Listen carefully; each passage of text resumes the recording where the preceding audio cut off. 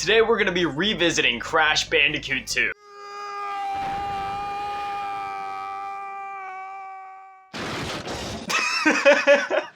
That is one of the best openings to any video game ever. So I had made a video on Crash Bandicoot 1 a couple weeks ago, and you guys absolutely loved that video. So I figured we'd go ahead and revisit Crash Bandicoot 2. Here we are in the Warp Room. Now, this is interesting because the Warp Room is actually divisive among some Crash fans. We're gonna go ahead and dive into Turtle Woods here first. Me personally, I don't really care either way. I'm cool with it either being like a concise world map like it was in Crash 1 and Crash 4, or a Warp Room like it was in Crash 2, 3, and Wrath of Cortex. There's just some people that kind of prefer like that feeling of like you're going on a linear adventure, sort of like you were in Crash 1 and Crash 4 and in other games similar to it like Donkey Kong Country. Some people feel like the Warp Room just kind of makes things feel a little like disjointed. But again, for me personally, I don't really care either way. Like whether it's a Warp Room or it's a linear world map, the way I see it, the gameplay is what truly matters, and thankfully in that department, Crash 2 is just as good as Crash 1, and some people even feel like Crash 2 is the best out of the original trilogy. For me, it's hard to pick which one is my favorite because I love all of them. It's one of those things where like each game has its strength. Like Crash 3, for example, it's not necessarily, I mean,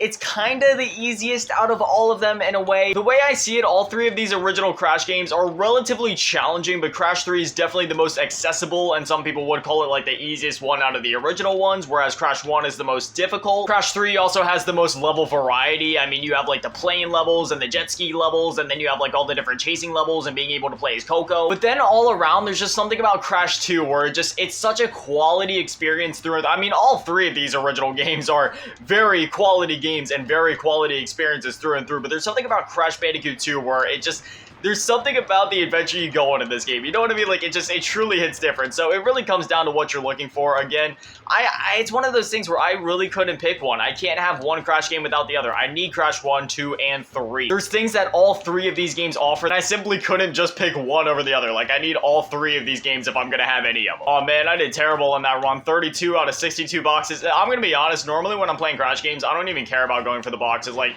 if I'm going for 100%, yeah, but otherwise, I don't really need them. I've played these games enough times, and going for lives isn't that big of a concern to me. I've been thinking about some other games that I want to make like these revisiting type of videos on. I was thinking about maybe hitting Gex next, since we have that remaster trilogy coming out soon. Also want to throw it back to like Jak and Daxter and Sly Cooper. There's just so many amazing 3D platformers from this era, and again, I know I've been saying this a lot in some of these videos, but I'm so glad that this genre has kind of been making a comeback in recent years. Like, one that comes to mind immediately that is so underrated that more people need to play but is absolutely fantastic is A Hat in Time. It is such a good game. Please play it if you haven't. Anyway, we have our first big switch up in like a level aesthetic here in the second level, and this is the reason that some people don't really like the whole Warp Room thing and they prefer like the original world map from Crash 1 and Crash 4, because there's no cohesion between the levels. Like, you have these different levels in the Warp Room, but on each level of the Warp Room, there isn't really any cohesion within those individual levels. It isn't like Mario, for example, where in like Mario DS, you have your first world where it's all like grassy themed, and then your second world, it's all desert themed, and so on and so forth. No, in this game, it's just sort of like, there's different levels in the Warp Room, but you don't know what to expect from any of the levels. The first level was like a grassy level, this one's like a snow level. But again, honestly, that doesn't really bother me, and I don't think it's a huge deal. For me, I don't really care. As long as the level design and the levels themselves are actually good and interesting, that's what really matters to me in 2D and 3D platformers. When you spend all of your time, you know, platforming in these games, and that's one of the aspects that needs to be strongest in your game, and yeah, Crash 2 definitely delivers on that front. Another game that did something similar that I can think of off the top of my head would be like Super Mario 3D Land. Sure, each world kind of had like a theme in that game, but not really. Like when you go to World 8, for example, like the whole world map, it's all like volcano and lava theme, but then like the second level in that world is like, you know, your typical World 1 grassy level in Mario. Speaking of Mario, man, Mario 3D is such an excellent Mario game. That's another one that I highly recommend, because unfortunately, out of most of the Mario games, that's the one that most people haven't played compared to the other ones. Like, a lot of people have played, you know, Super Mario 64, Galaxy. Not as many people have played Sunshine, unfortunately, which Sunshine is another really underrated one. More people definitely need to play that one and give it some love. Like, Sunshine is absolutely excellent. And same thing with 3D Land. It's sort of like the predecessor to 3D World, but I do feel like it does enough different and unique, and it's distinct enough that even if you play 3D World, it is more than worth it to go back and play 3D Land, because it's such an excellent game. It is one of my favorite Mario games, and it's one of my favorite games of all time, period. I don't know, I'm just a bit of a shill for Nintendo games in general, if you guys haven't noticed. There's something about Nintendo games, you know, Nintendo games, they come with that Nintendo seal of quality right there on the case, and every time you play them, it's just, they hit so different the whole time between the time that you start the game and the whole time that you're playing the game and you're going on these adventures. Once you reach the credits of those games, and you know, and a lot of the Nintendo games that'll pop up at the end after the credits and say like the end, like once you, I don't know, there's just something about that. Nintendo games feel like something straight out of a storybook. I guess that's what I'm trying to say. You know what I mean? Like it just, I don't know. It captures that essence and that energy and that magic. I would say that it lets you go back to a simpler time, but it's more than that. It's not that it even takes you back to a simpler time. It's just that it makes you forget about everything else and just like lifts you out of your chair and just like lets you go somewhere so far away from here and just experience something amazing. I'm sure at least some of you know what I mean, where like you beat a Nintendo game and like right at the end of it, you just, you almost feel empty in a way because you didn't want it to end. Like once the credits roll and it's all over, it's like you feel empty but happy at the same time because you got to experience such an amazing game. Crash Bandicoot has honestly always been one of those kind of games for me too. Like Crash Bandicoot 1, when I beat it for the first time, I had that feeling. The other two Crash games in the original trilogy, I had that feeling.